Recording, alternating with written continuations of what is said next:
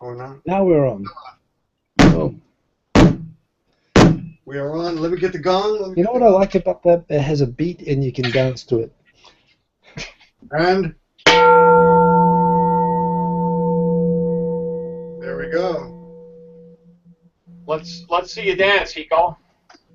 Hey, I'm always dancing. There you go. This is my move. You know, not too much effort, just looking cool. That's pretty much how I work. Yeah. So You're live. we are live. We are live and surviving. We are the 2.5 Oyajis and special guest this week. I mean, Today we're like 3.5 Oyajis. So we are like 10.5 Oyajis this week. Oh, we yeah. have Oyaji overload because Oyaji we overload, have. yes. I mean, you talk about the king of morons or Oyajis or whatever. We have the original man with us tonight. And Let me get the gong. Stop. the man, the legend, the oh, that's right. Actually, I've got my turn off my own speakers. Although that's why we're Turn off your own speaker this time. turn off your speakers. So yeah, we got Eric. Yay! We finally EricSurf6. Hey, well, you know, guys, I'm a huge fan of the show. I've been dying to get on. Finally, you've agreed to have me on the show. I've been emailing you forever. Well, we Seriously, didn't want to have you on because you're Canadian and we don't like Canadians, so. Yeah. Is Eric Canadian? Huh? No way. Are you Canadian? No. Not even You're not close. Canadian? California. Oh my God! All this time I thought you were Canadian. I'm so sorry. Where are you from? I'm from Southern California, Huntington Beach.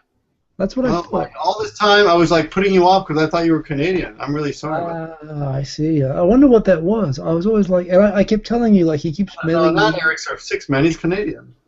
That's right. Well, you know, me and Boost and Kevin were tight, man. We were really tight. That's part of it. That's yeah. why I thought you were doing that show with Busan because those Canadian things.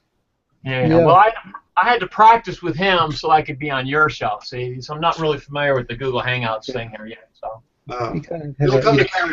Is there any feedback from my speakers? Is this okay? You're fine. You're fine. no, you're sounding good. We're getting a little feedback off of Simon's T-shirt, though. Feedback off of Simon's T-shirt. Friend of the show, Dave Power, otherwise known as the man. No, I'd like to thank Eric for coming on the show and no longer sending me naked Instagram photos begging to come on because it was getting really awkward. So we are good. We have, I mean, Dave Powell was on. I think everyone should be getting their shirts and their photo books by now, and they're awesome. And hey, man, so I don't know, where do we start? Eric, you've been on, like, who's been? So first question, I guess. I mean, I as the spring chicken of this particular gathering of Oyajis, I feel that is sad, compelled, but true. yeah, I feel compelled to ask, which one of you started YouTube first? I don't know. Good question. Actually, I really don't know. I think it might have. Okay, what's your date? What's your starting date? What's your YouTube birthday? November 2006, I signed up, but I didn't post a It video might have been the same month. 3 or 4 months later. So 2007 was my first. November 11th, 2006 is when you open your channel, but 2007 was your first video. Right. So how does that compare to the King of Morons? Well, I started my Japanese channel on 2005, November 11th. That's why I look familiar. Exactly 1 year to the day before you did. No kidding. Which one is that? That was Victor in the World, which is basically dead these days. But then after that is Action Teacher, but those are not really active channels anymore. But Give Me a Break Man was actually 1 day after you. Isn't that amazing? November 12th. Hey, really? That's so weird. You're like Wow. YouTube twins. You You practically. uploaded a year later. I uploaded probably. So I am the grandfather. I'm the grandpa here. Yes, Yeah. the grandpa. Wow. Debatably. Yeah. Well, I think age-wise too. I got you a little bit. I think you got me on, but not looks. Not looks at all. You don't look the age. You're a little bit old. You're like a year older than I am. I mean, look at the hair. Seriously, how do you do that, please? That must be Atto Nature. Tell us the truth. That is Atto Nature. I don't know. It's starting to recede a little bit now. You guys, what do you think? Look around. Get I out don't know. of here. Chinese convict. I'm pretty sure. Death row inmate. I'm a surfer. You know, surfers, we don't have any stress in our life. We live for the wave. You know, work is just sort of a sideline thing. Yeah. Actually, maybe I need to surf more. Maybe that was my problem. I did surf, but yeah. Bodyboard. What happened to that, Chinese convicts. Chinese death row convicts. There's your answer right there. Now that you mention it, bodyboarding is very stressful, actually. So that could be the problem. What is stressful? Bodyboarding. It's not proper surfing. This is the most mellow form of surfing that there is, Hiko. What are you talking about? I like waterboarding. That you know. Perfect. Yeah, Victor's a big fan of waterboarding. Yeah, there are certain YouTube channel names you say, and he starts pretty much. Yes. So I got a question for you, Eric. Like, so most of us, when we started our channels, when I started my channel, I was planning on just playing my turntable decks behind me and playing like live DJ sets. I remember that.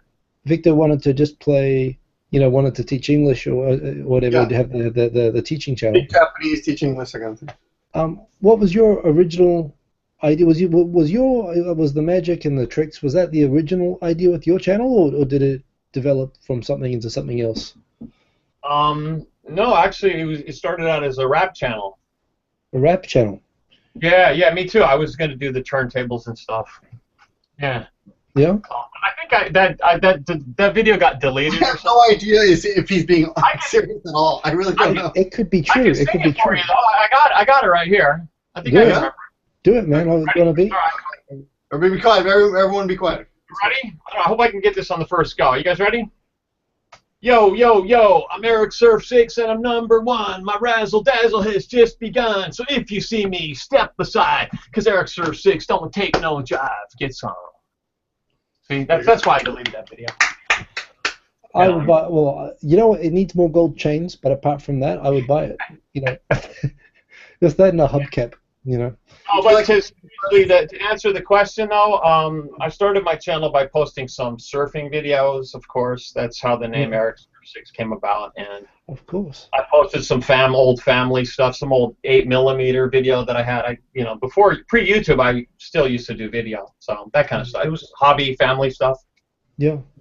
Yeah. Like how everybody starts. I mean, back in the day, right? Yeah.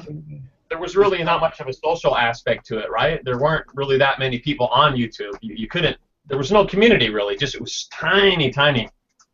Well, it was tiny, but that's why I started, for that tiny community. That's what got me on. I don't really remember because I was just a baby at the time, of course. But yes, yeah. When YouTube first started, I guess you're right. No, the real reason was just to watch videos, other people, like music videos and stuff. But when I first started posting, it was for community stuff.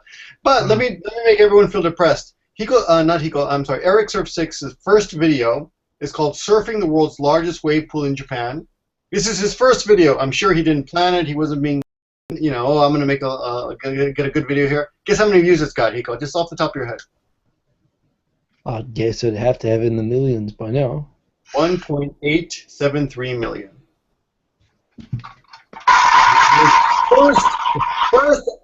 First video out of the gate right there. The second one, 13,000. Still amazing. That's great. That is amazing. 1.7 right off the bat. 1.8. And I've surfed at that pool. I know that video and I know that wave pool, and really? That's awesome. I think you might have been surfing with his kid. Sorry? It's an incredible place, that wave pool. But unfortunately, it's shut down now. Yeah. Gone. Why did it shut down? It's just too expensive to run the machine. It's another legacy of the bubble. It's like the big indoor skiing slope and all the big, Zaus and all those places. They all just, they couldn't survive Japan coming back to reality, unfortunately. But no, that was a cool video, and the Guinness Book juggling while surfing world record and all that sort of stuff as well. Right. Well, I had a good run at that place. I worked there for about 4 years. Oh, you worked there? Doing my juggling act, too, on shore, and then in the surf show doing the surf juggling stunt. So it was good while it lasted, for sure. Yeah. Oh, you had a show there. I mean, that's every surfer's dream, is getting paid to surf. And, I mean, the only people that can do that are professional surfers, right? And that's almost impossible. So. Yeah. Dude, you peed in the pool. I did. I peed in the pool. I admit it. It's closed now. That's why they actually shut it down. That's the untold story. Health and safety. Yeah. Ammonia levels in the pool were just off the charts. That video opens with this sort of panning shot of the whole pool. It's a dome, right? And then there's 6,000 people in the building. It's just wall-to-wall people. You can hardly even see any of the blue of the water. It's just insane. So a lot of the comments are, "Oh, you peed in the pool. Everybody peed in the pool. It must be nasty." So. I must admit, when they turn on the waves and you have all the pool totally packed, it does look a bit precarious seeing people kind of looking like they're going to pile on top of each other. But I love that place. It was a good wave. You must have bodyboarded it then, right? I did indeed. And it's just a line of people, right?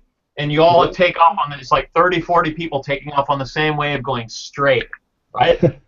When I did it, we got one at a time. When I did it one at a time. I got it to myself, and then you get a good ride. You get in the barrel. It's good. Really? Oh, you did? Yeah. You didn't have to pay extra for that?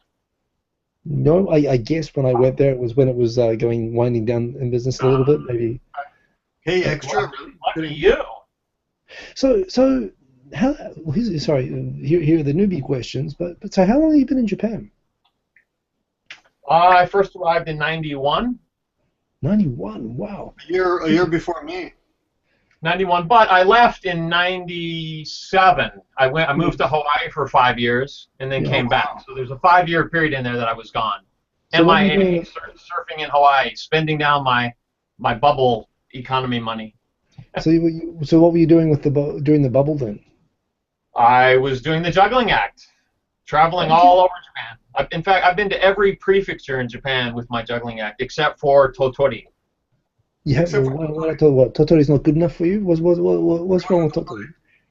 I don't know. I used to have this map, and I would put a pin in every prefecture after I went there. But Tottori, I never made it to. Tottori is famous. Tottori is famous for exactly that sort of thing, though. You know, Tottori was the last prefecture in Japan to get a Starbucks. It only happened 2 months ago. And I think they don't. How would you even know that? No, this was news. You're pulling our leg. I'm not buying it. Listen, it's better. It doesn't have a McDonald's. It's the only prefecture not to have a McDonald's or a Starbucks. Oh, right away. And when they open a Starbucks, apparently, there were some people. There's this kind of crazy pride that Tottori people have, that they have like the least of everything. They don't have anything else. There's a kind of a weird. They're the prefecture that gets skipped over all the time. Accepted electricity like 5 years ago, right? Yeah, so pretty much. So yeah, I remember it was kind of controversial that they were going to open a Starbucks there because people felt this kind of strange pride that they were the only prefecture not to have it. He's right. The Japan Times headline: Starbucks reaches last prefecture. I told you. The last prefecture. You see, I know everything. But actually, as a matter of fact, I would like to go to Tottori sometime. I want to see these sand dunes. It's a mini Sahara Desert, right? You guys know about that? Yeah. Incredible, right? So actually, they're gone now because they're building the Starbucks on top of the sand dunes and they'll be gone. That's why everyone's upset. Let's test Hikosaemon. Hey, Eric, give Hikosaemon some obscure Japanese questions. See if you can answer it. I'll answer them. It doesn't have to be right. Yeah. But no, please don't go to Tottori because at the moment Tottori is the only prefecture that hasn't had juggling EricSurf6, and I think that's kind of special. It's kind of good to have one. If you had like 3, it's a true story though. Honest, it's the only prefecture I haven't been to. Yeah. Doing my juggling act. Yeah, it's bizarre. But it's good that it's one. You know what I mean? If it was 3, it would be like, yeah, you just ran out of energy and you thought, fuck it. But if it's just one, it's kind of, one's kind of special. One's kind of like that. One day. We'll all go to Tottori. Yeah, I mean, you gotta have something on the bucket list for sure. Yeah. Agreed. So wow, so you were juggling before you came. You came here juggling. You didn't come here for all the other reasons people came during the bubble. Well, I came here juggling. Yeah. I met this guy in LA at like a jugglers festival, and he had been working here for 3 or 4 years already. And it was booked. He was making all the money. That's right after Comic-Con, right? The jugglers festival. No, I mean, laugh all you will, but I mean, jugglers do get together and they, get crazy. It's like the tie-dye and all that kind of stuff. Actually, I'm sure they're a lot more fun than Comic-Con people. Oh, and most jugglers have never been in the circus before. I bet you guys didn't know that. I did not know that. Complete silence. Like crickets. I've never really thought about jugglers before. I know. That's why I don't like to talk about it. I I can juggle. I mean, I'm actually pretty proud that I can juggle 3 balls. That's, you know. It's, You can't juggle. I've only had to practice with. of course I can juggle. Anybody can juggle. Put your money where your Not mouth like is. you. I can't juggle like you, but I can juggle. Come on. Look, Show come on. us. 3 balls. 3 balls. Ready? Ready? All right, you first. There, Dun, dun, dun, dun, dun, dun, dun, dun, dun, dun. No, I'm pretty sure that was CG. I don't believe that was real. I think that was Photoshop. Not bad. Now, of course, that's not nothing like you, of course. How about this? Let's get this going. I don't even know what you're doing. How about that? Are they all Yeah. connected to the string? Is that a hula hoop? Oh yeah, they're all connected. How about this? They're like a slinky. Woo! All right, that's all you get. That's you charge for more than that, right? Yeah, oh, absolutely, absolutely. Pass a hat. You were in China last year, I remember, right? Is that a secret? Can I talk about your China experience? Yeah, sure. How was China? How was it? Shay, it was great. I had a great time. The thing that was the most memorable to me is the huge plates of chow han that you could get, fried rice for like 200 yen. Honestly. The food? Really? I ate fried rice every day. I love Delicious. fried rice. Wow. All of the way to fried rice. So much more flavor, so much more stuff in it. It's great. Well, I don't even want to ask. Fried rice doesn't work in Japan because the rice is wrong for it. They use the glutinous rice that's got too much water in it. It doesn't work. For good fried rice, you gotta have the long thin rice. You gotta cook it first, and then you let it dry out for 2 days. What he said. Yeah, and you cook it with oil because it doesn't have any flavor. It just tastes like steamed rice. I think Hikosaemon might know everything. Yeah. Well, I I know that's true now that I think about it, because in America we had much better fried rice than in Japan. But, yeah, it's because the rice is different. Well, and they cook it better, obviously. But Yeah, tell you what, Nico, next time I'm in China, I'll bring you some back. All right? I would actually take. Yeah, I would accept it, please. Oh, sure. Send me a care package. That's good, and you ate all the Chinese food and you survived. So congratulations on that too. Yeah, it was all right. It's booming over there. I think what China is right now is what Japan was during the bubble. It's just everything is just skyscrapers going up everywhere, brand new shopping centers. It's incredible, the amount of just commerce that's going on. So they're hiring me for the same money that they're paying me in Japan, which the currencies are way different in value, but they'll just invest. They don't care. Wow, it's incredible. Yeah. We got questions for you.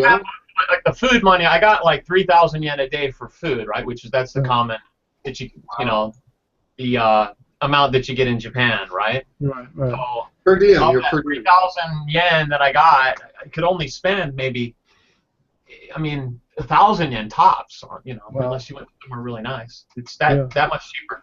Or drink a lot, right? This is beer and everything. Yeah. Really? Cool. That was in Shanghai and Beijing a couple of years ago. Well, 6 years ago. But yeah, really impressive. And the neighborhoods change so quickly. Poor neighborhood, super rich neighborhood. Yeah. And they coexist together too. There'll be a really poor place here, and then right next door is this huge skyscraper. Right. It's just everything's all mixed together. It's bizarre. Yeah. It's fascinating. Yeah. I hope I get to go back. So, what kind of visa did you come over on? Tourist. Tourist. Well, me too. Tourist visa. Perfect. Yeah, they don't care. Technically, you're supposed to go over on a work visa, but no, it's just. And I was a little bit worried going through the airport with all my props, my unicycle and my case with the balls and the gloves and the fire torch. Oh, and then I was supposed to say I'm just doing some volunteer work. I'm just going to play on the street. I'm performing for my buddy's kid's bar mitzvah. Hey. Yeah, but they just don't seem to care. In those days. Immigration is just come on in, hurry up, get on in. North Korea's the same. North Korea's the same, except they just don't let you out again. Right. Come in, it's okay. But yeah. You haven't been to North Korea, right? Me? Yeah. No, you have to be like Princess Tanko level for that. You got to be, or Dennis Rodman or so. You got to be, super celebrity. Well, you're pretty close to that. Just based on YouTube subscription, I'm pretty sure you're probably ahead of Dennis Rodman in terms of like YouTube subscribers. What have you got? 250,000 subscribers now? Yeah, a couple million. It's up there. Oh, that's braggable. What? That's amazing. Oh, you know what? Though, seriously, subscribers. I have been losing subscribers for the past 2 years. So I keep getting this. It's like a flushing out of the inactive subscribers. Yeah. It happens like once every month. They'll flush out a whole bunch. So I haven't had a net gain in over 2 years. So YouTube keeps I don't even, to be honest, I don't even look at my subscriber count anymore. It's just it's depressing.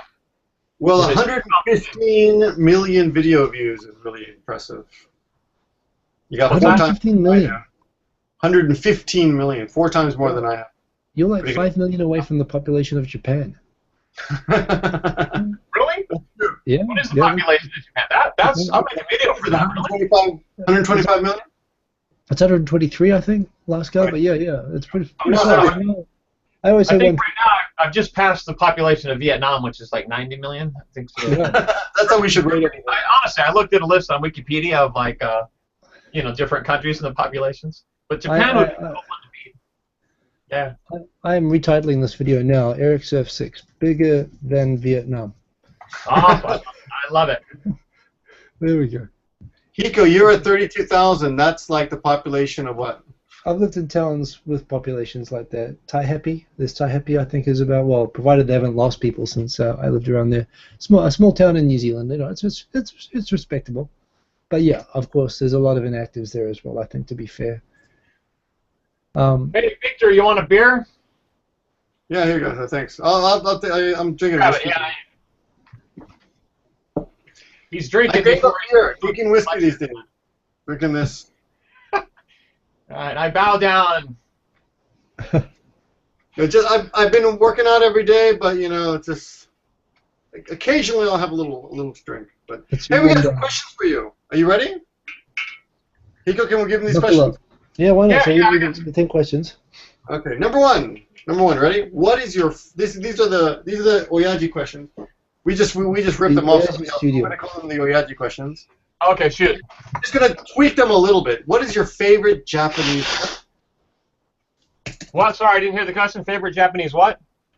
Word. What is your favorite Japanese word? That's question number one. And anyone watching, please tell us your favorite Japanese word. Yes. I like dame. Dame. Dame. I used to date this girl, and the first thing I remember. No means no, Eric. No means no. Sometimes I would just hear this dame, but I never knew what it meant.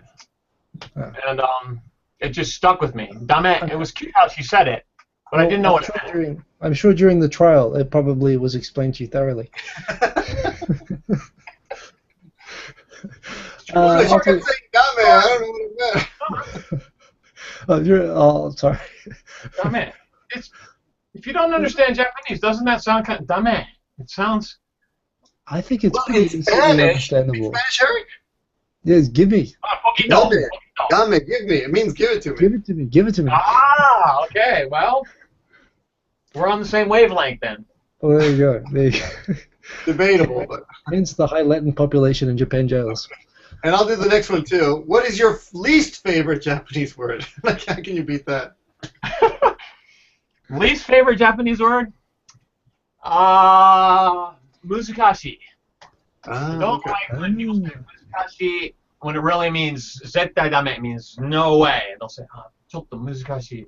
I don't like it. Yeah, that means impossible. It means it cannot be done. Yeah. Go away, you crazy person. I had trouble with that in the beginning when I didn't understand what it meant. Muzikashi should just mean difficult, but it means definitely not. Yeah. So I would try to negotiate with the muzikashi, and knowing that, not knowing that I would never get anywhere. Yeah, so that means have you lost your freaking mind? Yeah, at least fair. All right, you want the next two, Hiko? Okay. I feel very uncomfortable asking you this. Yeah, I didn't want to ask it. I'm glad you're doing it. I didn't skip it. No, I'm not going to skip it. We're here to ask the tough questions. You can tweak it, Hiko, if you want. We got to get the answers that people want. That's what we came. I came for the truth. Okay. What turns you on? What turns you on?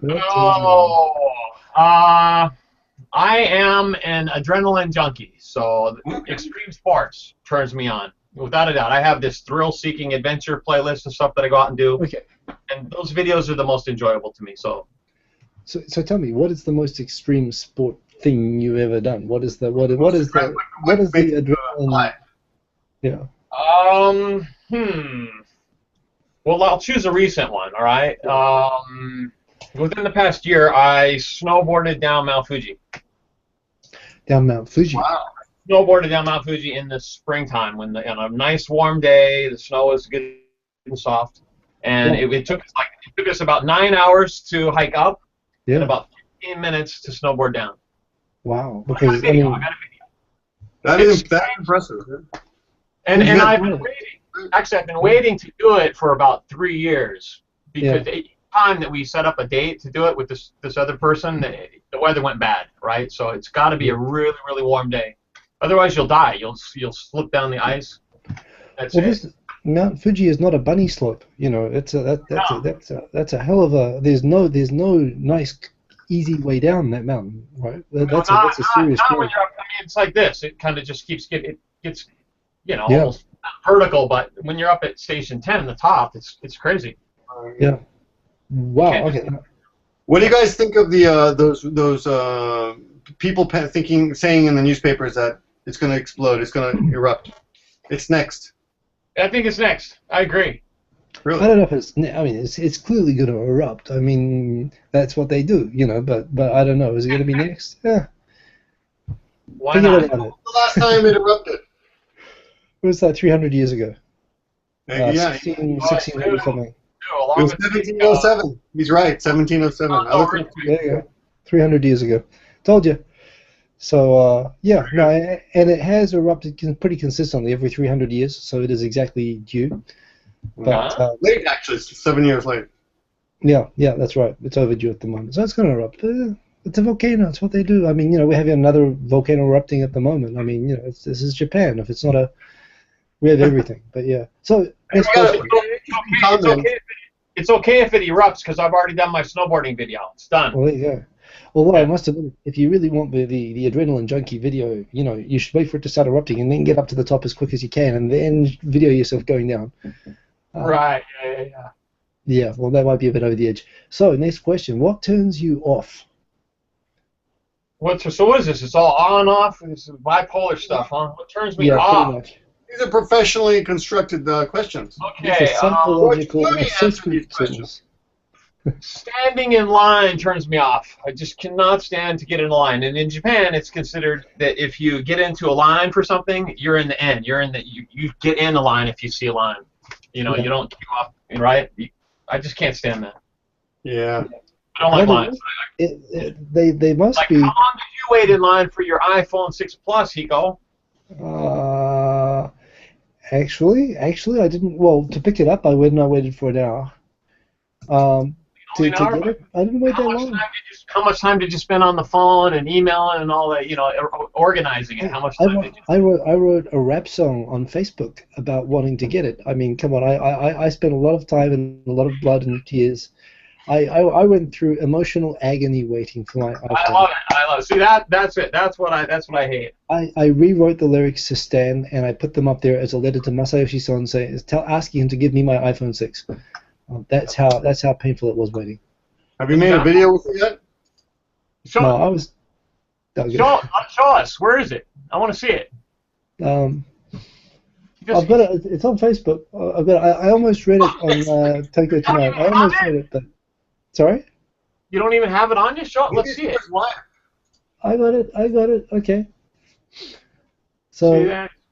What are you doing with it? You guys keep talking. I just posted it. I just needed an outlet because I kept thinking, when the hell is my phone coming? And I was thinking of the lyrics to Stan, of the angry guy writing the song, right, and progressively losing their mind. And I was thinking that's me right now, and I had that song stuck in my head, so I had to just write it down and change all the lyrics.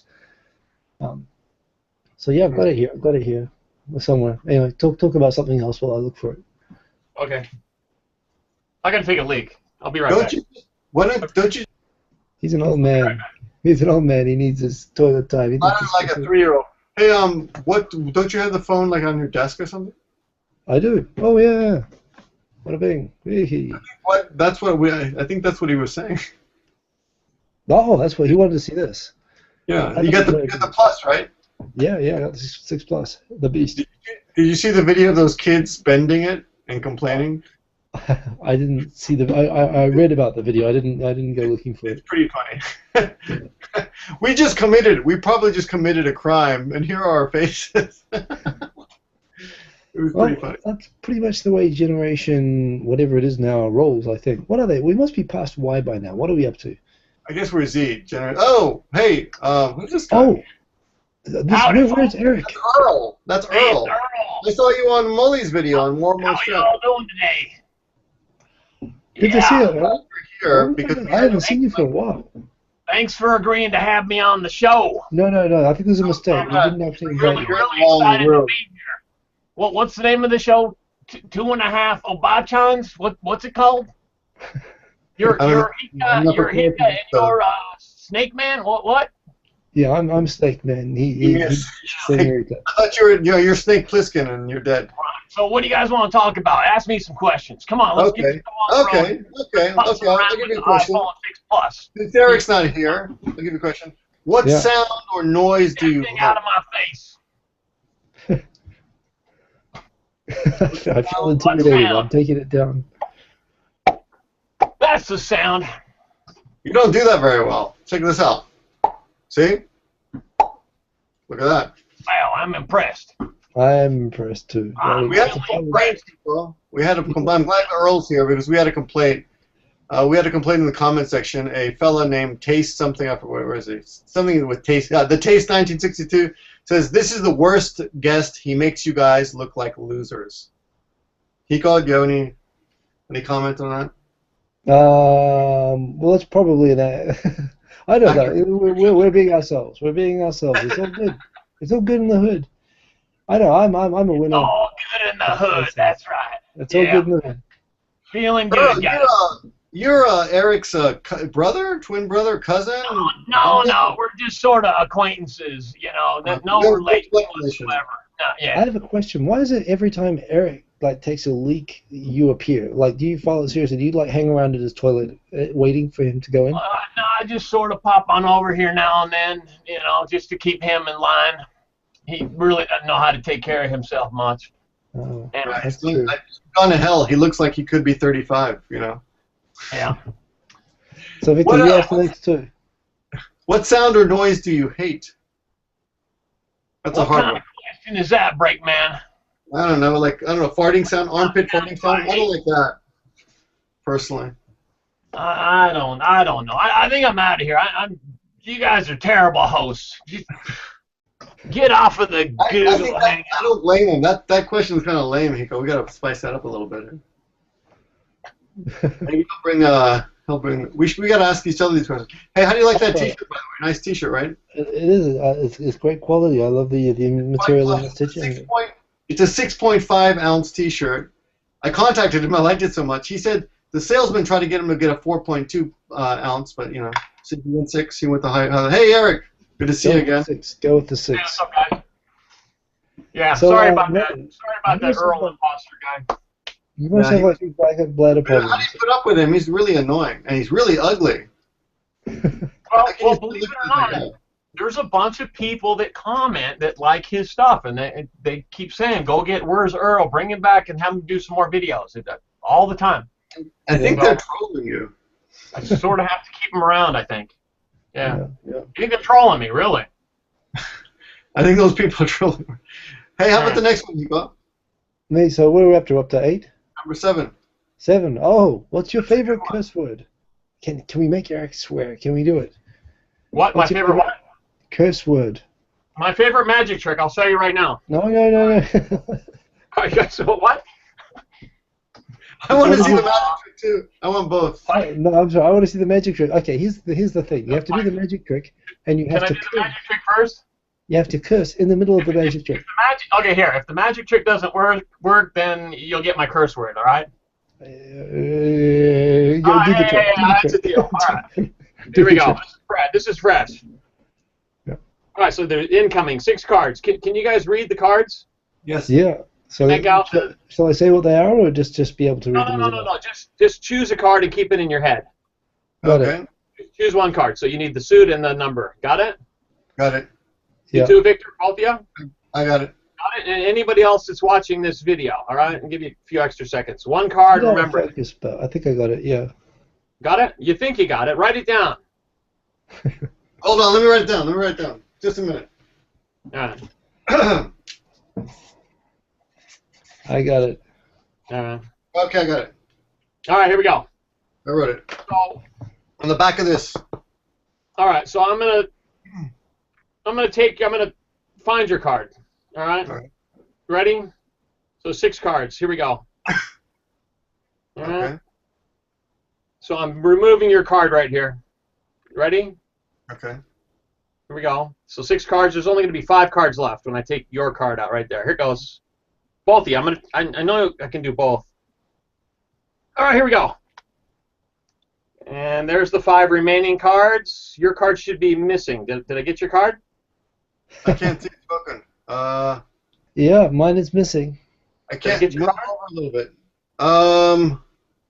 You wrote it down, Victor, remember? Yeah, I can't see you move the camera over a little bit. Yeah, it's gone. Gone, all right. 9 of spades. 7 diamonds. All right, so my I know how he did that. my favorite curse word. My favorite curse word is, are you ready for this? That's good, though. That's good. All right, it's ding dang it. That's my Ding favorite dang curse it. word. Ding dang it. Well, we just upgraded to adult. We just upgraded to adult time, I think, with that. Ding dang it. That's like Yosemite Sam. Yeah, I don't know where that comes from. It's just, yeah, ding dang it. Ding dang it. Yeah. Ever heard it before? I think it's kind of Yosemite Samish, but not quite, isn't it? It's kind of. Oh, dang it. Yeah, that's pretty good. That's not bad. Dang it. All right. Yeah. Earl uses it. Maybe that's where I got it from. Yeah, Seriously. Earl uses it. So next, you gonna take the next one, Victor, or should I? Okay, let me do the next one. Then I got skedaddle. It's another curse word. Skedaddle. Okay, what profession? Oh yeah, here's a good one. What profession other than your own would you like to attempt that you've never attempted before? What job would you like to try? Wow, that's a great question. Something you could do. You can't say like brain surgeon because you would kill the guy. Right, something that's possible. Gosh. Kim Kardashian's butt muncher. I don't have that many good years left. I would like to be a professional triathlete. Yeah. What do you think? Professional. No? Yeah, professional. At our age, I think that's a tough one. Okay, Is that possible? Yes. Scratch it. I'm going to write a book about how to be a professional triathlete. Okay, Wow. that would work. An author about being an ultra athlete. I'm just kind of on this fitness kick right now. I've lost about, how much? 12 kilos? Oh. 12 kilos in the past 3-4 months. Yeah. Well, that's a lot of weight in a short period of time. Yeah, so triathlon's kind of, I don't know, entice me. I think I'm going to start running. How much are you running every day now? Not that much. 5K maybe, 30 minutes. Oh, really? Yeah, that's not that much. More. But you're training for a triathlon, right? Well, not really. Well, a marathon. A marathon. Once a year I'm doing a marathon. That's the deal. I've done 2 already. So in the springtime I'll run another marathon. So I'll start doing more distance after New Year's. So right now I'm just kind of cruising, but it's the diet that's really important to me now. I've really been trying to watch what I eat and try to eat more whole foods and less meat, less dairy, that kind of stuff. That's truly impressive. Very good. The beer stays the same though. Without restricting my beer consumption. I switched over to whiskey, and I'm bicycling an hour and a half a day now, but still. But still what? Yeah, well, you're eating wrong. You got to get off of the processed foods. Right. The thing is, it'll be better exercise when you stop running into things because you keep crashing because you've been having nothing but whiskey before you bicycle.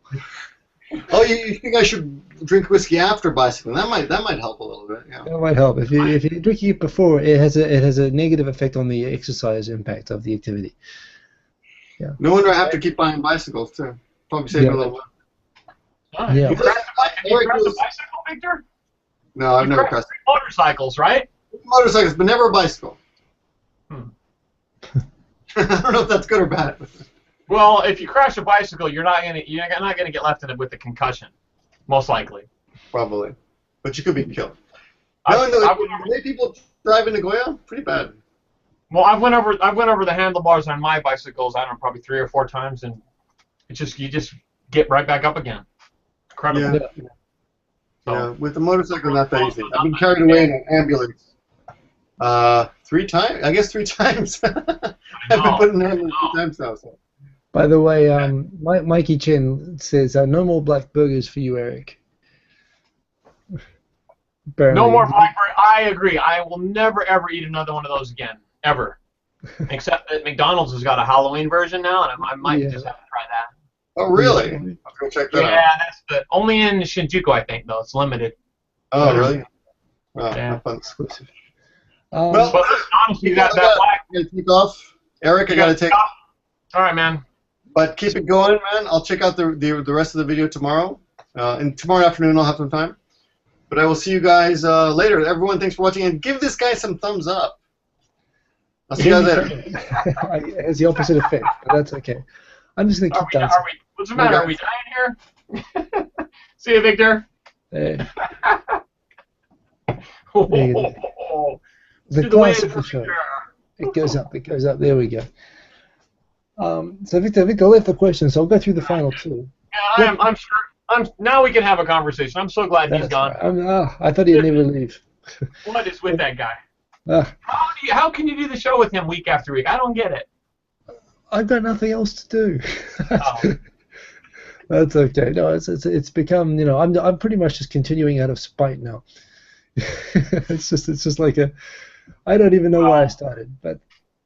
Well, it's awesome what you guys did, and I don't think I got a chance to thank you enough for the party you put on in Roppongi. That was really nice. It was a good time. Man, Roppongi parties have a way of putting themselves on, honestly. Yeah. But well, that's what it did. The party went by itself. We paid our 3,000 yen, and boom. It's just like easy. Super conversation fest. Yeah, no, and it's good, and it's great every year seeing the different waves and generations. And one thing I've got to say, there's been a bit of a dip in some of the recent years, but there's a real great vibe. But I think there's been just the last year, it's really kind of picked up the new vloggers and new. Yeah, there's this rise in these. It's come up again. Yeah. Well, and they're getting views and subscribers and stuff for sure. There's Yeah, YouTube has arrived. I'm a has-been, really. I'm lucky if a video gets 5,000 views. Well, but there again, new videos have. Some of these new J vloggers they get 50,000 and stuff a video. Oh yeah. Well, well, but it's got to be said. They're making great videos. I mean, people nowadays we were all kind of fumbling around in the dark more or less, whereas people nowadays seem to really they've got it all together when they start. And all the tricks, including not just making good videos. There were people a few years ago who figured out how to make good videos, but they had to sustainably make good videos was the challenge back then. But now you've got these people, they get 50,000 views a week because they make good videos and they stick to it and they do it consistently, and that's the winning formula, and that's what they're doing. So I think there's a really good crowd at the moment. Yeah, absolutely. The quality bar has been raised for sure. But that's all across YouTube. You've got all this sort of corporate content that's come aboard, and But I think it's good. I mean, it puts pressure on us to justify, and of course the tools have gotten better. The equipment. I mean, the fact is you can shoot videos on this that look professional, now, especially if you do it on web. Yeah, everybody's got access to a video camera. No one's got an excuse. I mean, nowadays we had, low frame rate, webcams and, wearing laptop fans and, filmed in closets talking about, leave Britney alone, and that was big. But, nowadays all the tools are there. But your videos have longevity. That's what's kind of cool, though, right? I mean, people can... Yeah, longevity, They do, I suppose, huh? Yeah, well, there's something. I mean, you've got a special sort of a talent, I guess, that people will watch over the. How did he do that? Well, how can I do that? And when Well, you that's teach, the thing. Like, I mean, people how to like do it. a magic trick really never gets old, I suppose, right? It can't get dated. So yeah, it is. It's well, evergreen. That's the term, I suppose, right? But Yeah, I think Google does sort of after a video, say about 3 years old, you get knocked down. I mean, my stuff, anything over 3 years old, even if it's got millions of views already, yeah. it's not getting the views anymore, right? So Oh, it's okay. not popping up in the related videos on the watch Yeah. page anymore. So I mean, so I'd say within 3 years, Yeah. that's the window pretty much. Well, yeah, but there again, I mean, I think you're one of the early people to hit on, and it was because it was what you do. It wasn't that you were trying to do it for the sake of Well, I mean, the tricks and puzzle stuff, it's got mass appeal, right? I mean, it reaches out to a huge, teenager audience. But was that something? So of course you started originally posting surfing videos, and then I guess so. How did that work? Did you just do a trick video one day, and it turned out that was something? One day I did this thing, the pencil trick, one day, and that's what kicked it off. Yeah. I mean, it was slow. It did. I mean, of course, it didn't, get big hits right away, but slowly, gradually, it became a viral video. And then I think I made 9 subsequent videos to this, 10 different pencil tricks, all numbered, 1 to 10, and that fed it. That kept it going. I kept it alive. Wow. Isn't it funny? We all start, intending to do something else, and yet then we find. That's right. So this is what steered me in that direction, and so I started researching tricks and puzzles and buying a bunch of books. And there was no tricks and puzzles videos on YouTube at all in that at that time. Nothing. Yeah. Nobody. And all the magicians out there were concealing their tricks. They weren't sharing. There were no tutorials or how-tos. Yeah. Nothing. Yeah. And it's one of those things that when people do it, very simple formula, very simple, very successful thing. A lot of people say, like, for example, now my son, he does he watches nothing. Well, he's kind of moved a little bit past it, but he for a time was watching nothing but unboxing of toys videos, which of course huge genre, right? And then, there's that lady in Brazil who just opens Disney toys all the time, and that's one of the biggest channels on YouTube now. She's one of the biggest revenue earners on YouTube. Yeah. And anyone could say, yeah, I could have done that. Right, and there's that channel in Japan too, RR Cherry Pie. You know that channel? That's one of the top channels. It's a no face, but they open. It's do-it-yourself little kits and little cooking kind of things. And right. Yeah, same thing. Incredible. That's just, like the cooking videos and the all of these things that people when they saw someone else doing it, they figured it out and they all got on the bandwagon. But the people who started out doing it, people like you, I guess you didn't really start out. People didn't really start out doing it thinking this is how I'm going to make my viral video. This is how I'm going to make my millions. But just as a neat idea for a video that it turns out is something that everyone wants to see. That's enjoyable enough for you to keep doing. And that's the real secret, isn't it? It's kind of that secret of something that's a kind of a no-brainer that no one else has thought of doing yet. That's right. Yeah, and that was very cool. And that, I mean, you were for a time. Were you number one? Were you ever number one in Japan? You were up there, weren't you? You were in the top. Number 4, maybe number 4 for subscribed or for subscribed. I think maybe number 4. Yeah. I don't know. I can't really remember those statistics very well. Okay. I mean, there was a time when YouTube used to actually, as you remember, of course, it would actually, when you go to the channels page, it would have all the channels by the number of subscribers, right down to like 5 subscribers at one time. So pretty much if you had a channel and it had like 10 subscribers, you'd be on a list and you'd be ranked for what number you were at for your country, and it was something everyone. Right. I remember that. Yeah. And I have to admit, it would be like the super praise. You'd have all these different stars for the numbers you were in that country. It was ridiculous, wasn't it? Yeah, and you'd have this kind of sense of false competition with the channels around you, and trying to get onto the second page rather than the third page. And it was kind of a big thing. And, someone dropping from 4 to 5 was, oh my God, has he lost it? That's true. Yeah. That was a big. I mean, that was gamification, right? That was a motivator in the old days, and they've taken it completely out. And there's kind of nothing. That's the thing with the analytics now too. You can compare all your videos and see which ones are making money versus how many views they're getting. It's endless. Yeah. But that was its own kind of fun, wasn't it? And it was during that period where people were tracking all the stuff that, you know, your magic trick videos were kind of, you know, skyrocketing, and it was fun. I mean, that was a fun aspect of it. Yeah, I had. Well, that's all for. I don't know. I'd say probably a year or two. That's all I did really was I focused just strictly on the tricks and puzzle stuff, tricks, puzzles, challenges, and I didn't really upload much other content. Yeah. And then I sort of just ran out of tricks and puzzles. I mean, I just. There are no more tricks. They've all been done. Well, pretty much. I mean, it's well, and then of course everybody else is putting up their stuff, and there was, you know, everybody got into it, and it's really hard to find stuff that hasn't been done before, that there's no YouTube video on somewhere.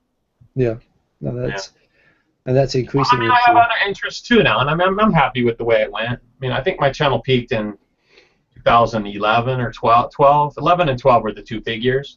Yeah. So, you know, 2 years ago. It's been on a downhill slide since then, but I enjoy it. I would say I enjoy it more now because I'm doing what I want more. Whatever video I make, it's because I want to make it. I'm not doing it for the numbers so much. The performance anxiety is gone. Yeah, that's true for me as well. I would say that. I mean, I've got a list of tricks and puzzles that I want to do, and eventually I'll start getting into that mode again. And make several. It'll come back.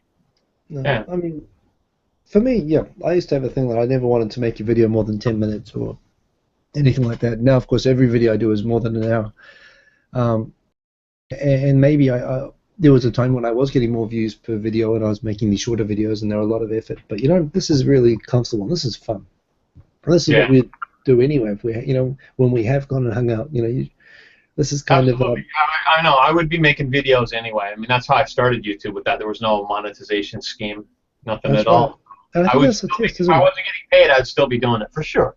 Yeah, no, that's right. I think that's what it comes down to, isn't it? The people who come in looking for money and looking to make a viral video are the ones who burn out, you know, in a couple of months.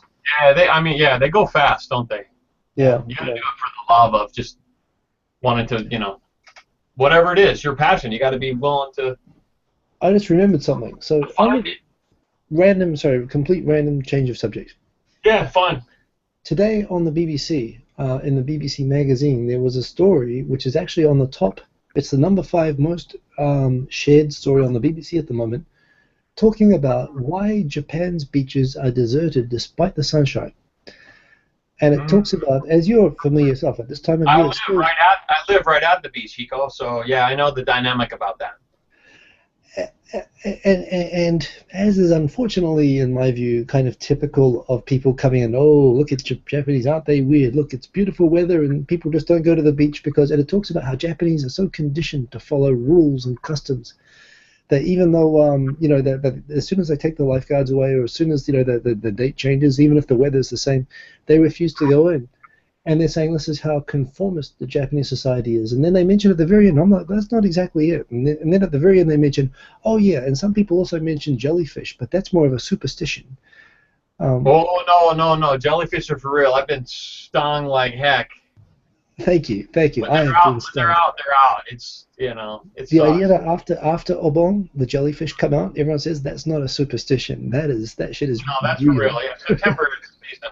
Yeah, but it's also typhoon season, and that's when the waves are the best. And that's when the people have gone home. The crowds from Tokyo and stuff have left. They don't come out to the beaches. The lifeguards are gone. But the water's still warm. The water's warm. And you get this beautiful sunshine. It's offshore. You have to do. Really the best. But the thing about September is, I mean, in my experience, I'll wear a wetsuit, like a full wetsuit. I'll make it a thin one. But you need it to protect yourself from the jellyfish. The jellyfish thing is real, and the exposed parts, they still... Yeah, I think that's why most surfers switch to the wetsuits. You don't really need them, but they wear them as protection. Yeah. From jellyfish.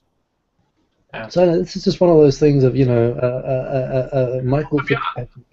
Well, it's real pleasant. It's real pleasant down here by me right now on the Shonan coast. It's deserted. You know, I go out for a run every night and check the surf, and there's nobody out there anymore. Yeah. Right. Love it. But a month ago, you know, in August, it was just packed. Yeah. And this is actually as well, and it's not so much for me, more than September. I actually really like, well, I used to go surfing in Chiba a lot, but I like winter, actually. I like December, January. I hate the winter. It's too cold for me. I'm a California boy. But you're in Shonan. The water's warm there in winter. It's not cold. The water is doable. It's the air temperature that bothers me. Yeah, I mean, yeah, I don't like bundling up. I don't like trying to decide which jacket I have to put on, how, to determine how I'm not going to catch a cold. Okay. I just want to throw on a T-shirt, a pair of shorts, and go out. That's my thing. And California pretty much has that weather. I get it. Although California, the water's cold, right? And the water's cold. Yeah, full suit. Even in summer, you're wearing, a full suit. Yeah. Yeah. I've surfed the open Pacific-facing beach by San Francisco in late December, and that was the closest thing to a life-endangering experience I've ever done surfing. Actually. What happened? I was at law firm orientation in San Francisco, and there was a guy there who was a surfer. And when we drove along that waterfront, and you can see in the open ocean, it's like an open beach, right? But from the bus, it's like a high bus. You can see down onto the water, and you can see on the Pacific, on the open ocean, there are whirlpools in the ocean. You're not just talking rips and currents. You're talking about, you can see swirls, and it's massive. The most terrifying looking ocean I've ever seen. Wow, that sounds like a good opportunity for a video. Well, a guy at work, he told me, I've never seen whirlpools on the ocean before. Oh man, there's a place in Japan. It's on by the Seito Ohashi or something, right? That's famous. Right, with all the islands around Shikoku. Yeah, but that's tidal, right? Inside the bay of San Francisco, like under the Golden Gate Bridge, you have a similar thing to that, with all the currents going in. Yeah, I've heard of that. Yeah, I've heard of that. But these shore currents, you can actually clearly, like from a distance, see the rips, and they're so strong that they're swirling and stuff. It was insane. But a guy at work, he said that he surfs, and he said, "You want to come out surfing tomorrow morning before training?" I was like, "Okay, yeah." And I figured if I'm going with a local, a guy who knows his way around, or I'll just go out, just follow him out, whatever it's safe if I go with a local. So we got out there and we went in the water. For first thing, I thought I was okay with cold water. It turned out I didn't know what real cold water was till I surfed in San Francisco. Yeah. That was a whole different thing. San Francisco's cold. You're right. Yeah, colder than Southern California. Paralyzing. You got white breath. Your neck freezes up. You can't move. Yeah, but at the same time, I've seen them surfing out in Alaska and stuff with snow on the beach and right. If you have the proper equipment on a 5-7 millimeter wetsuit, the hood, the gloves, the booties, all that. Or even dry suits, it's doable. The equipment has gotten better. I've surfed in Ibaraki in winter with snow on the beach, but the thing is that the water is still warm, right? I guess I'm sure in Alaska it's freezing cold enough. Unless you're up in Hokkaido or something. Yeah. Right. Although great surfing in Otaru as well, actually. So Hokkaido's got great surf, and I've got Hokkaido friends who are surfers from up there, female, but she said she'd actually wear like 3 layers of suits and a dry suit. It's a real short season up there, 2 months or something. I know that surfs up there too. Forget it. Go snowboarding in Hokkaido. Snowboarding. No, go south. Surfing. Okinawa, Ogasawara, Miyazaki.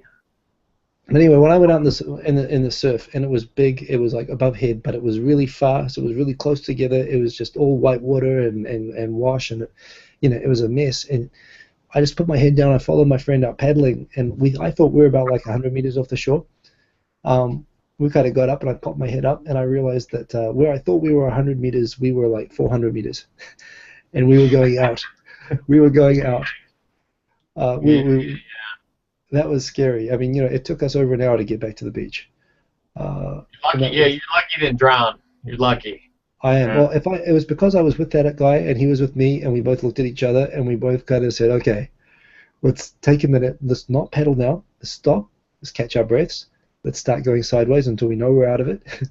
And because we could talk to each other and keep ourselves calm and take our time doing it, that's what saves us. If I'd been by myself in that situation, the number one cause from drownings in the ocean is from panicking, for sure. And that is, you zap your energy, you're gone. And that's it. And one, you're ready to panic because you can see what you're in. And two, that is an ocean with great whites, that come to eat the whales that they mistake for the surfers out there. Yeah. You can get killed. That was dangerous. So this is the reason you don't surf anymore? No, I love surfing still. Even from that, in fact, even that experience. When was the last time you were in the water? No. Well, actually, no. It was in 2 months ago. 2 months ago in Phuket. Warm water, beautiful. Are there waves in Phuket? There are. In the very bottom of the island, there are waves. Mostly diving, though, right? it's famous for diving, but in the rainy season, which is the non-diving season, in the rainy and the typhoon season, they get great waves on Cutter Beach at the very bottom of the island. It's where the club head used to be. So you went out on a bodyboard? No, I surfed actually. I actually got I rented the board. Got a big fun board, but yeah, I got some waves. It was nice. But that was the first time since my son had been born. How old is your son now? He's about to turn 5. He's nearly 5. 5. Wow. Yeah. So, but it was cool to get out surfing. Elementary school pretty soon. You gonna send him to public school? Yep. We're gonna start out that way anyway. Yeah. I'll think about the other stuff later, but yeah, public school for now, regular school. Right. Yeah, it's good. It's a good call. Yeah. Yeah. So, so you still get out every day? I mean, I'm jealous that you get to live so close to the beach. I look at the surf pretty much every day. That's. I mean, I live only about 300 meters from the beach, so I can do that much. It gives me peace of mind to know that if there's no surf, then I don't have to be out there. But, yeah. I don't know. I got to work. I mean, honestly, I have 2 kids. I have 2 boys, 13 and 17, and the pressure's on. Wow. You know, I got to make a lot more money than I used to. So yeah. You know. Yeah, and I spend a lot more time making YouTube videos. I'm doing a lot more different types of sort of sport activities now, different types of adventure stuff. And so, I don't know. I think I had my fair share of waves. I probably surfed more than my lifetime's worth already. Like, I'll give the other guys a chance, you know. I surfed hardcore for, I don't know, 30 years. Yeah. See, not, you know, so I'm kind of a weekend warrior now, or nothing wrong with that. I'm a fair weather surfer, I guess you could say now, right? Yeah, when it's nice, the conditions are perfect, I'll go out. But if it's, you know, marginal, you guys get the waves, right? That's okay. But final thing for me as well. So you know, we got you for and yes, indeed, we're still going, and this is really cool. I guess I want to bring it back a little bit. As a guy, people who watch this generally. They watch my channel because they watch me as a guy who lived in Japan for a long time and has established a life here, and that's what, you know, people are kind of interested in aspects of that. You've lived here longer than me, and you've got teenage sons, and you know you're doing a lot of things. So, tell me, I mean, so first of all, are you a permanent resident? I am. I'm a permanent resident. I have my AJUCAN. Yeah, I got mine just this year actually, but it was overdue. Yeah. So with that, I mean, so this is it pretty much. There's no plan. You're going to be in Japan for as long as you're working, or even all the way through. Well, I mean, until my boys become adults and can take care of themselves, at least. Yeah, I mean, I'm in it for that long, for sure. And then, I mean, I'd like to find an exit strategy eventually. Right. But at the same time, I'm content here. I enjoy living in Japan. Yeah, I think that's what it is, isn't it? By this point, we're all just very comfortable. Yeah, I'm very comfortable here. If you would go, where would it be? Would it be Hawaii or California or somewhere else? Well, it's expensive. I mean, I couldn't afford a house or anything. California's expensive. Yeah. I don't know. I might try a third world country, somewhere different. Maybe Costa Rica or Mexico, mainland Mexico, something exotic. I had a thing for years. I had the bookmark saved. There's like a surfing. I had a degree. My degree is in Spanish in New Zealand, which of course is you can't use it anywhere. But I had this thing about going to revise my Spanish. Sorry? You can use it in Mexico. Yeah. Well, that's one. So, but what I always had bookmarked was this place, which is a Spanish school in Costa Rica. It's a Spanish and surfing dorm-based school for people who go down there, spend 2 weeks there, take Spanish lessons every day, but every break would go surfing. Whereabouts is it? Which coast? It's on the Pacific, the Atlantic? Pacific, I think. But I can't remember exactly. But it's in a relatively remote place. It's, you know, surrounded by national park, and it's just Costa Rica's pretty amazing. Really is. I almost went there. My wife and I kind of flipped a coin over Croatia and Costa Rica, and Croatia won, and we went to Croatia. But Costa Rica's on my list. I remember seeing your photos and stuff. Yeah, that would look like a great trip. But Costa Rica's just as nice. Yeah, I'd love to go. You've got the Pacific side and you have the Atlantic side, right? You can do both. That's the amazing thing about Central America. Two different worlds. And different kinds of people on each coast too. So. Wow. Actually, I had a teacher from Costa Rica, and Costa Rica is kind of special as well, isn't it? There's a lot of non-Latin people who colonized that place, so it's got a different kind of a mix. lot of expats and stuff. Yeah, it's pretty international, and it's got a safe feeling. The tourism is pretty alive and well there, but still, it's affordable, and there's beautiful surf breaks that you go out and have it almost to yourself. And, Lucas Mosso, where is there? You've got good surfing there, you say. Are you from Australia? If it's Australia, definitely, I know. But have you ever surfed in Australia? I haven't. I've never been down under. Never. Oh, man. It's on my bucket list. I gotta go. I've got friends there. I got a friend who just got married in Gold Coast, and I told him, go there. Don't surf in Gold Coast. That's where everyone goes, but it sucks. It's like Shonam. But there are some nearby. There's two places actually which I recommended. I was very proud to see on Facebook he went to both. One was Coolangatta, which has one of the longest point breaks in the world. It's got a ride that on a good day you can go, 2, 3, 4 minutes on a single wave. You can go all the way around like 2 days. Greenmount, and there's Byron Bay, which just has it's like a hippie town on there. Byron Bay is famous, right? Yeah, it's just got the perfect waves, just perfect waves. Yeah. That's crowded though, right?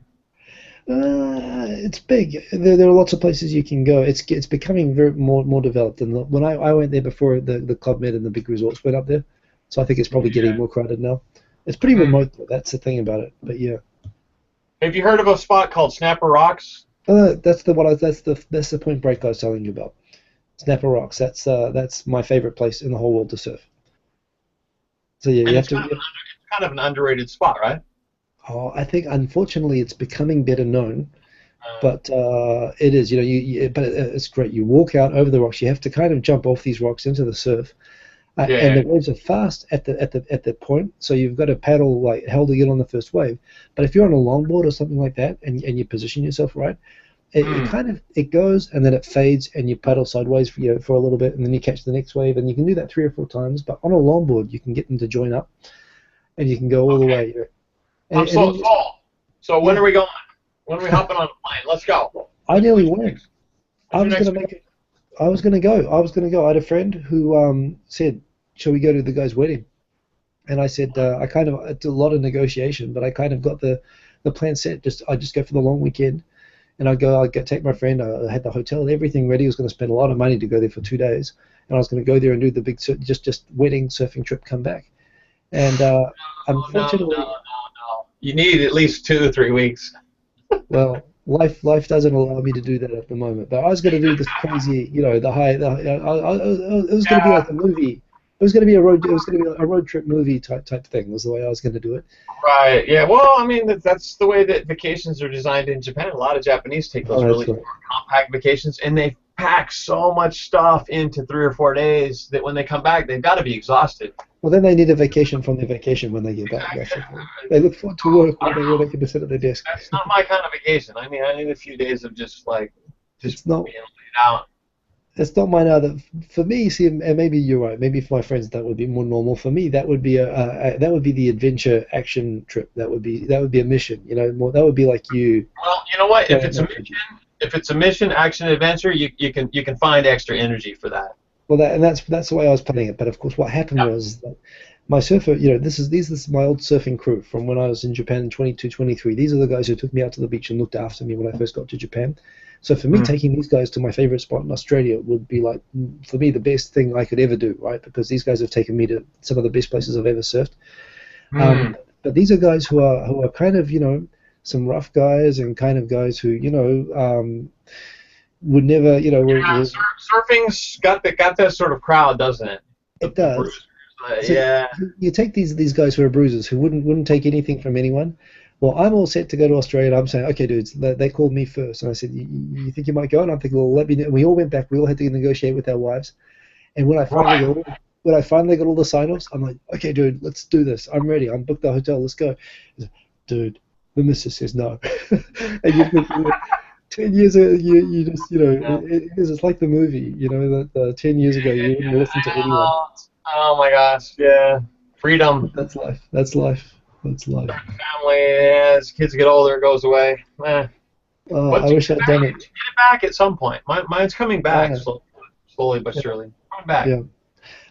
And I'm fine with the situation as it is. You know, it's great having a young son and, you know, spending the time with him. I can't wait till I can take him, and I can't wait till, you know, yeah, and I know it'll come back. So yeah, well, to be honest, right now it's probably the most enjoyable time with my sons. Now that they're teenagers, I enjoy the time with them a lot more. Yeah. If I want to make a video, I can turn the camera on, and they're into it. They're like, okay. Yeah. They're not shy or anything. They're just like, yeah, whatever, okay, whatever, let's do it. That's cool. So, are either of them into surfing? It's always like kids don't want to do what their parents do. Well, you know what? Purposely, I've kind of steered them away from surfing a little bit because I didn't want them to turn out how I did. Oh, really? As a hardcore surfer, that's all I wanted to do. That was number one. Well, you know the problem with that, because kids tend to move in the direction, they see the parents pushing them in a direction, they tend to instinctively go the opposite direction. So if you push them away, you might find them doing it, actually. Okay, well, but so they're not into that. Fine if they do. It's just that, I don't know. We do other stuff together that has more value to me, I guess. Well, that's good.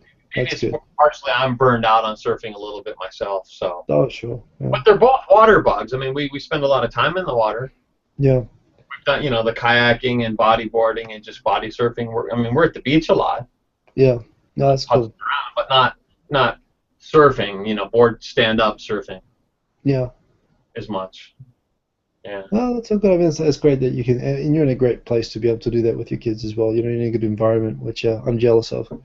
I'm in central Tokyo, and that's really coming from a place like New Zealand and growing up in small beach towns in Australia. It does weigh on me that I'm raising my family in a place like central Tokyo. Sure, but you're stacking money away, right? Stacking money away in the vault, Hiko, right?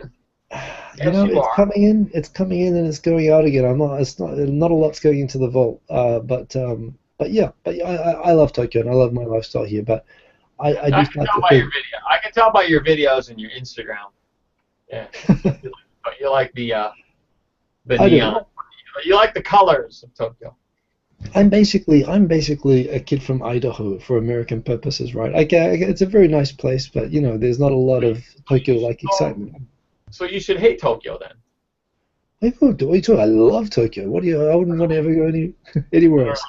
I've seen enough blue sky and grass to last a lifetime of, you know. Okay, all right, I see what you're saying. Okay. Yeah, grass is greener. It's the urban environment is what I still find, you know, really exciting. But I'm rethinking now. Now that I'm thinking about my kid. Right. But I wonder if there's any surfers out there watching. Probably zero, right? I don't know. Are there any kids watching? You got stats on how many people are watching? I do. We've got 50 viewers at the moment. 50? Oh, that's not bad. That's a lot. I've never done a live Google Hangout before. 51 watching now. We just increased. So there you go. But yeah. So you know, I'm going to come back to the final question that Victor had. We actually had one question still hanging. All right. Well, should we end it with that? Well, let's end it with that. So the final question is. Oh, it's a good one. If heaven exists, what would you like to hear God say when you arrive at the pearly gates? Come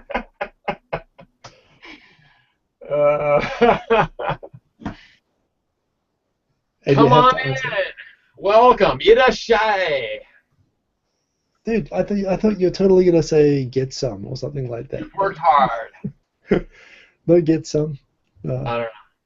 I don't really believe in it much. I mean, I figure it's all on loan to us, and take it for what it is, as long as we, live life the best you can each day. That's my philosophy. Yeah, so, I think that's a good enough philosophy. Take it a day at a time. Travis don't think about yesterday. Don't think about tomorrow. Live each day for today. That's my thing. Yeah. Get as much as you can out of each day.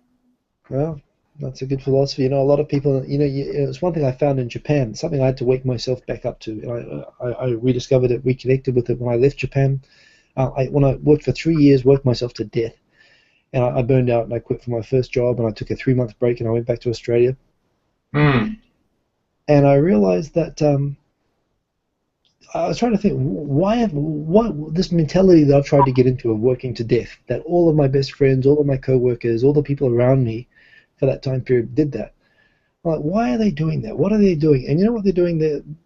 They're trying to do the right thing by the people around them. They're trying to work hard, and they're trying to be good, but they're doing it as an investment into some sort of imagined future payoff that's going to come from all the hard work that, when you think about it, never really comes in Japan. You know what I mean? In Australia, everything is about the way that people work and live. It's about, you know, even when you work, everything you do is oriented around making the quality of your life better at that time. But in Japan, everything is about working hard, and it's good. It's working for the future. It's working for, you know, some saving, or working for retirement, or having the benefit sometime. But people don't, by the time they get to retirement, they don't know how to enjoy free time anymore. And that's something that really clicked with me when I left Japan. And when I came back to Japan, I decided, okay, I am going to live here, but I'm going to hold on to, I'm not going to give that part up anymore, right? And you're going to make sure that, you know, I'm going to understand the thinking, but I don't have to buy into it 100%. And that made it easier for me to go home and get the dirty looks right when everyone else is doing overtime. But that was like, no, if I've got a reason to go, today I'm going to go home and I'm not going to be psyched out by people. Yeah, but that's exactly it. You know, each day and just trying to make sure you're having a good life and be good to the people around you now. Very much agree. It's kind of all about balance. If you work hard and you're truly passionate about your work, you're not going to get stressed out. See, so if you're working for the company, and you're not 100%, you know, engaged and passionate about what you're doing, then when you work overtime, it's going to stress you out for sure. So yeah. I mean, you know, I met a lot of people who love. Depends how much control you have over what you're doing, I guess, in your job. Yeah, well, that's a big part of it. Because I mean, I'll work 12 hours editing a YouTube video. That's what I did today. I worked 12 hours editing a YouTube video. Crazy. It's an 8-minute video. People ask me questions, and I'm putting stuff together, and you're doing picture-in-picture and all this, and that's what I love doing. I love doing it too. It was a great 12-hour investment. What are you using? What software are you using now? Using Adobe? Sony Vegas. I just bought it, and I just upgraded my program too. You know what I did? 13. Lucky 13. When I monetized, when I put monetization on all my videos, which is pretty recent, it's only about 2 years ago now, I decided, okay, I can now justify. You know, I always tweaked and put add-ons to my. I used Corel Video Studio for many years. Right, I've heard of that one, yeah. And it's a bit like Vegas, you know. It's Vegas is probably a little bit more functionality, but you know, the thing about Vegas is you can do anything with it, but it takes a bit of effort. You know, it takes a bit of looking up help stuff, looking online for how to do certain things, and trying to figure out, you know, a lot of tinkering. Yeah. However, I decided, screw it. You know, I've invested enough time in this that I might as well. I can justify splashing out and getting the Adobe Suite. So I spent a bit of cash on it, but I got Adobe Premiere. And man, Adobe Premiere is just it's a dream. It's like you've been dragging a tire behind you for the last few years, and you just cut the rope and you just start running without it. Everything just works. Everything that you spend all this time agonizing trying to do is just easy and fast. It's so good. But I used to have Adobe Premiere back in the day, way back when. Yeah, and then I switched away from it. Okay. But that's the standard that YouTube's using too, the Adobe Premiere, right? They're using it at the YouTube Space Tokyo and all that. That's what they give the next up people. So that is the industry standard. That's a professional standard as well. Right? Yeah, that's what it's become. So you bought the right thing for sure. Yeah. Well, it was really frustrating to have to relearn, but I could learn so much more quickly on that than if I'd switched to Vegas, for example. But yeah, so okay. Well, to me, I mean, Vegas is what I learned on. So. And I know, and I had the same thing. I used Corel for 5 years. Yeah. You're committed Vegas, man.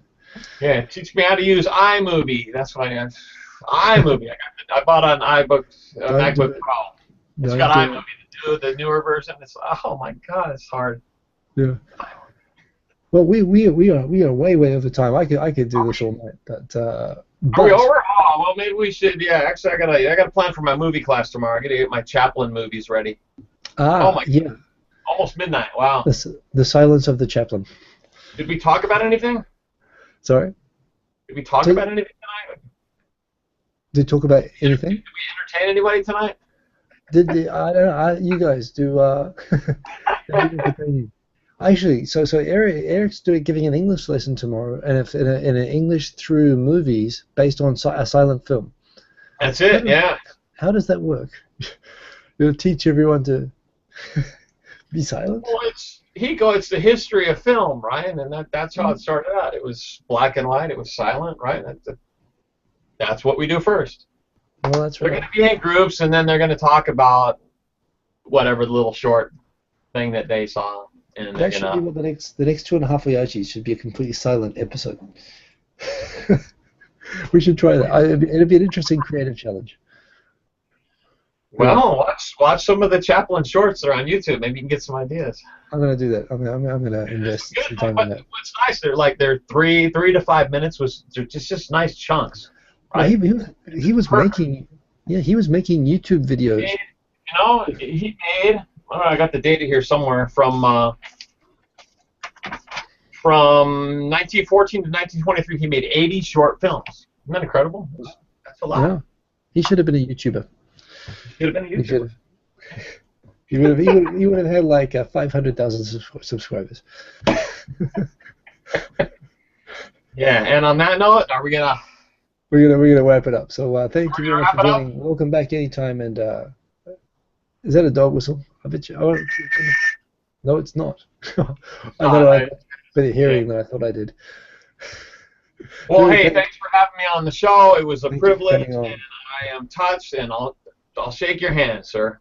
Yeah, that's it. There we go. Let's meet next time out in the surf somewhere, shall we? Let's do that. Let's make a video on the surf. Yeah. All right, cool. We'll do. All right. See you later, man. All right, see ya. Peace.